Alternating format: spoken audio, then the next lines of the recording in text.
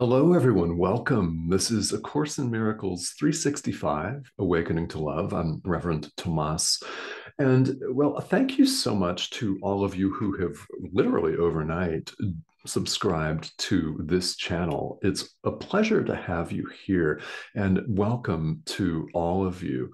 I'm delighted that you're joining me. And what I appreciate more than anything else is your own commitment and your own dedication to your walk, to your spiritual practice and journey. That is the best and highest form of offering you can give anyone, anywhere, isn't it? Is your own commitment to practice. So thank you for that. And I know that this is an international audience.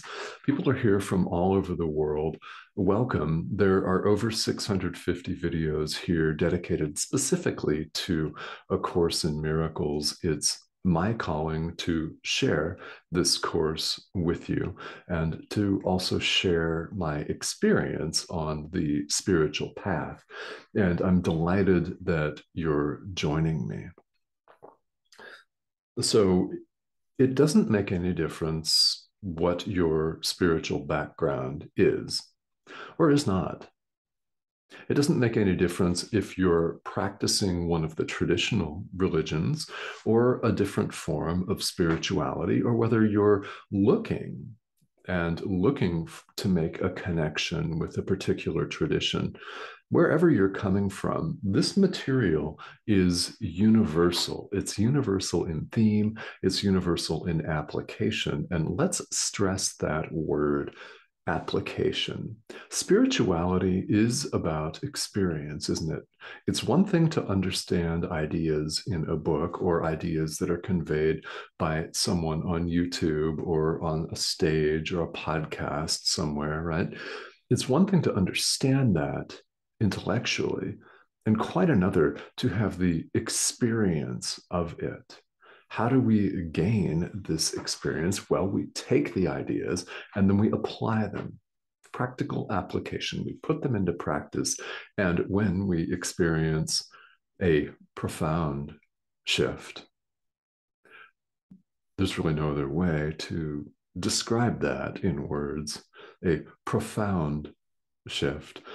When we experience that, that is how we come to know that the teachings are true, that the ideas expressed in a book like A Course in Miracles are true. We're right in the midst here of the very first segment of the text. It's chapter 1, part 1, Principles of Miracles. As you'll see here, there are 50 of them, and we've been hitting the highlights. That's important to note here, isn't it? Hitting the highlights of 5 at a time. So today we're looking at paragraphs 21 through 25 specifically. And again, what I'm doing here is I'm hitting some of the highlights. There's absolutely no substitute for your reading this material on your own. And there is certainly not any substitute for your putting this into practice. This is a self-study course. It is about practical application. So it's up to each and every one of us to put these ideas into practice. And my hope in offering these videos to you is that it may inspire you to practice. I don't know what I'm going to say that's going to have a tremendous and I hope, right, profound impact on you and your own spiritual journey. This is why I offer these videos. I don't know who may be listening. I don't know who may be watching. And isn't it wonderful that we have this technology? Isn't it wonderful that I can turn on a camera and a microphone and share the Holy Spirit with you on the other side of the world? Isn't that a beautiful thing? We don't know who we're going to reach. So our job is to broadcast the message, whatever that looks like for you. Not everybody turns on a camera and microphone and addresses a worldwide audience. That's my particular calling. Yours may look completely different. What this course aims to do is to help us get in touch with our inner teacher. Now, here in the thought system of the Course in Miracles, that is the Holy Spirit or Jesus, who are really one and the same.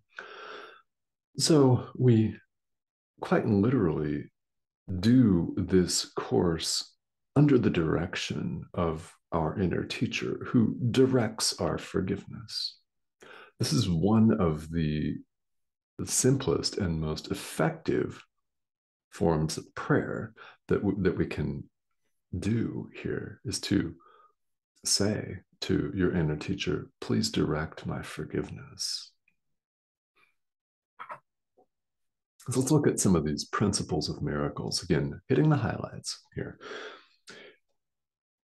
Sometimes when people think about a miracle, there is fear or doubt associated with it. We are fond of telling ourselves all kinds of things about ourselves, like, I'm a procrastinator. Do you tell yourself that? I'm not, but this is something that people say to themselves. They say, I'm bad at this, I'm bad at math, I can't spell, I'm a procrastinator, I'm impatient. We place all kinds of labels on ourselves. And, well, very rarely do we ever discover someone who says, I'm a miracle worker.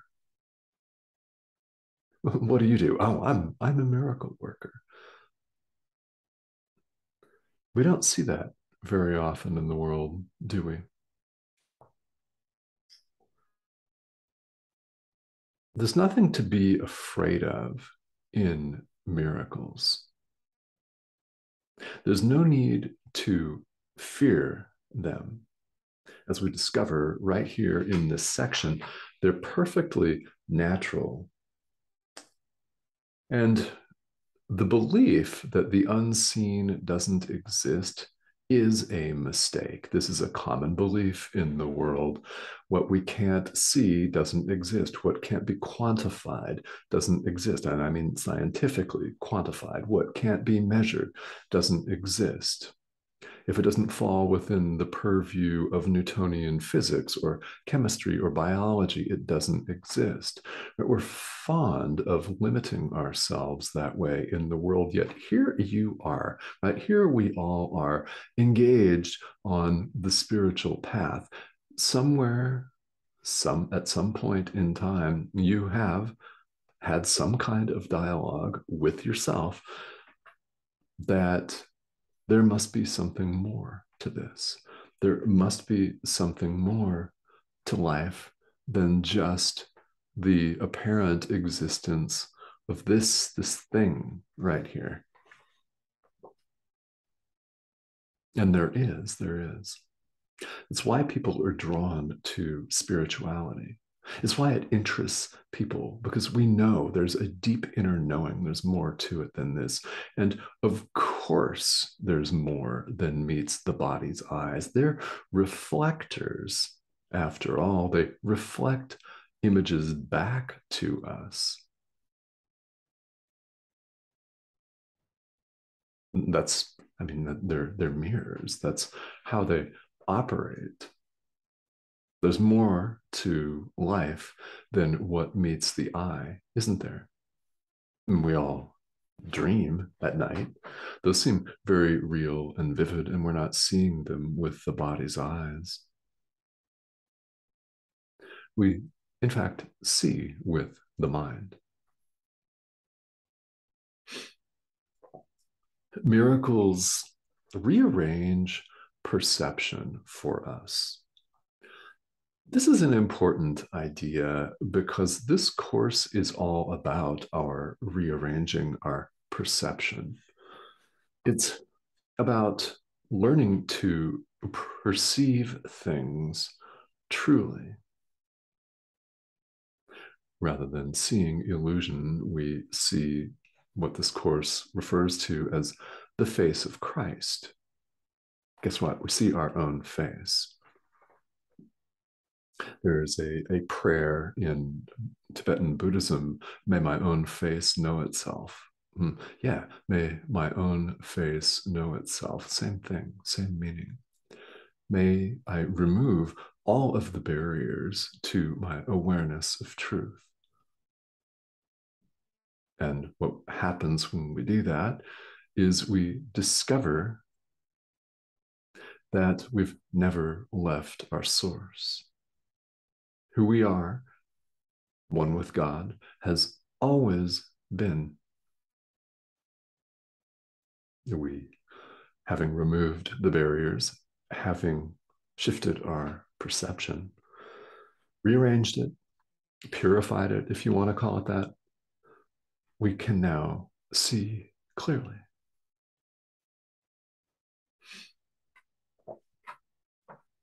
So, in this segment of 5 paragraphs, let's talk here about paragraph 24. I want to hit these highlights, especially today, because it's very, very powerful. Miracles enable you to heal the sick and raise the dead. Yeah, heal the sick, raise the dead. Those we naturally, right? We refer to those as miracles. Miracles enable you to do just that. They do. Now, remember that we've had a very important discussion about, well, the very first paragraph, very first sentence. There is no order of difficulty in miracles. Remember, Jesus tells us one is not bigger or better or faster, stronger, sexier than another. They're all the same. So smiling and saying hello to your neighbor is the same as healing the sick and raising the dead. That means you are a miracle worker. The more we can accustom ourselves to that identification, the better. You are a miracle worker. You don't have to heal the sick. You don't have to raise the dead. But the reason miracles enable us to do just this is that we made sickness and death. We made it up. Therefore, we can unmake it. Very, very mind-blowing if you've never heard it before. Yeah, of course. And very, very powerful. Very powerful. We made it, we can unmake it. First, we must realize and accept that we made it up. An invention. And what a painful invention, too. There are, of course, beautiful and glorious, hot, sexy moments in the world, and they're interspersed with pain. The hot, sexy moments don't last. They're followed by pain. They're followed by anxiety and worry. In fact, during the hot, sexy moment, you could be completely someplace else in your mind, worried that the hot, sexy moment is going to end and therefore not freaking enjoying it. How many times has that happened to you?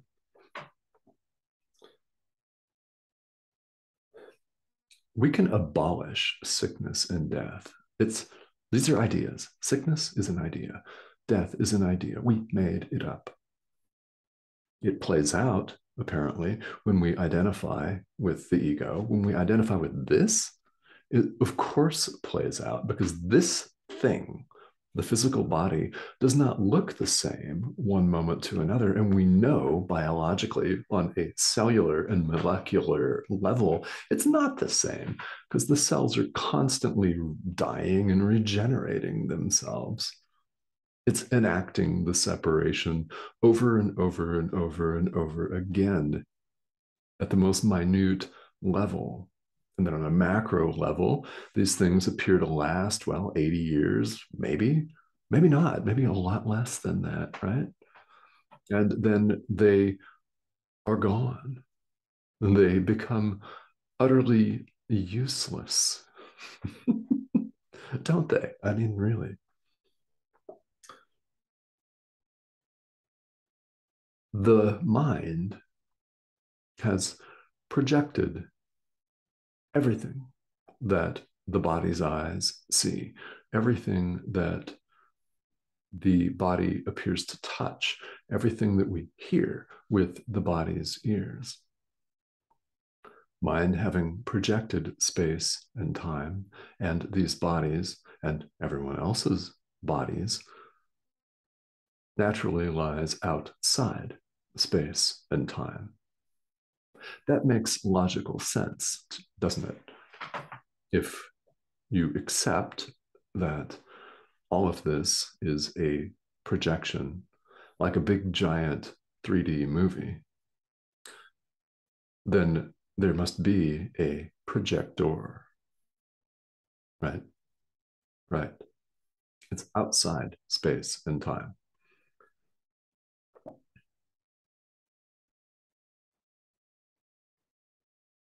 There is no order of difficulty in miracles, and you are a miracle, capable of creating in the likeness of your creator, in the exact likeness of your creator. You are a miracle.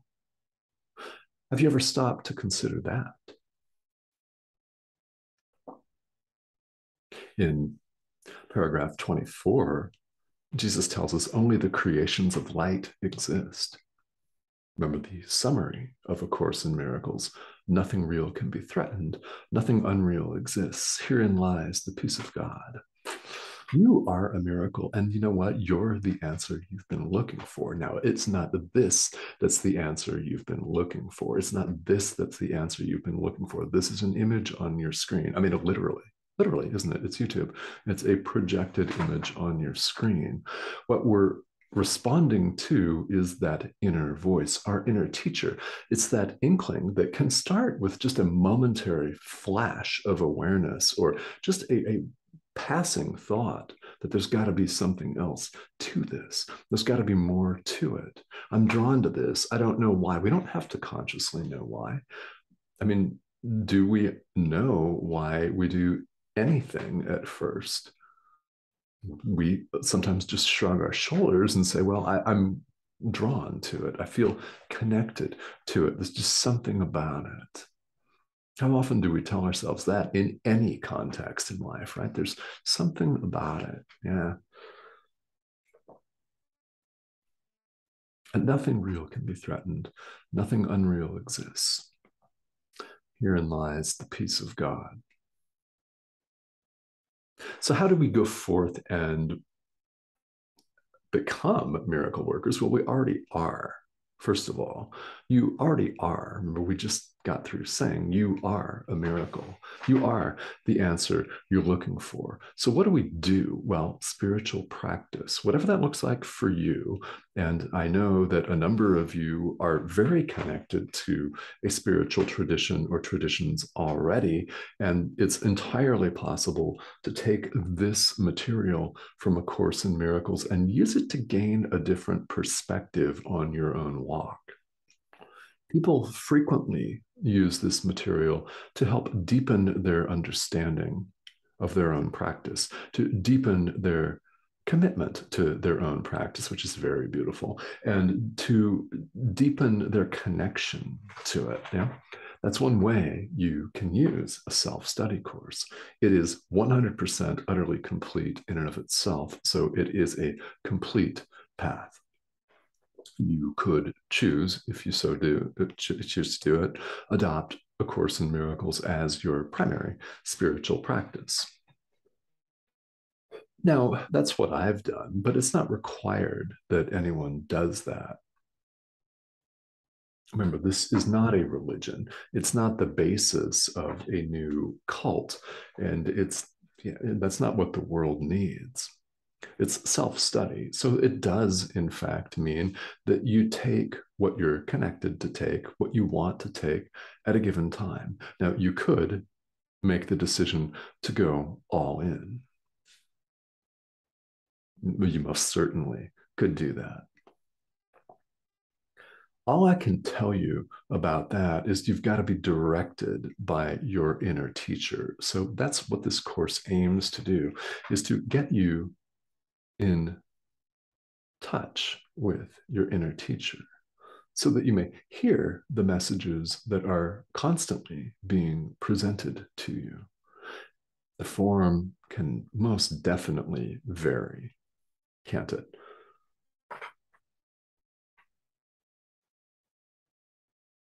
This is about our getting in touch with who we really are. Forgiveness, true forgiveness, is the way we remove these barriers. And as we go forward, we will say quite a lot about true forgiveness. It is a subject that is very, well, we're resistant to it, aren't we? I remember when I first started with this material 9 years ago, I got on a level, I have a much different understanding today in 2022 than I did in 2013, for sure, 9 years in, most definitely. At the time, I understood that I would need to forgive my mother, who was, long story short, raging abusive alcoholic, and that I would have to, on the level of my own mind, forgive her. And I found myself resistant to that. But I did that. I did that, and it opens up a completely different world. True forgiveness does not mean condoning inappropriate behavior. So if you are in a situation in life where you need some healthy boundaries, set them and stick to them by all means. Forgiveness doesn't have to be done with the other person's knowledge. Indeed, we're forgiving everything that appears on the screen of life. Everything that causes us discomfort is actually going on in our own mind. So quite naturally, we're forgiving everything. And we're forgiving the past. We aren't going to call up somebody who lived 3 centuries ago, are we? You don't have to call up your mom either. You don't have to have a sit-down discussion over tea or coffee and have a tear-jerking, heartfelt conversation that makes you sick with anticipation and nervous because you're dreading it. No, we do it in our own mind, at the level of mind. This is where this course operates. It doesn't operate, you'll notice, on the physical. This course aims for us to change our mind. That's where the action is. That's where the action is. Healing is of the mind. The physical body may or may not improve a certain condition with that, but as we see, it frequently does. So, healing is of the mind. We're going to work on our own mind.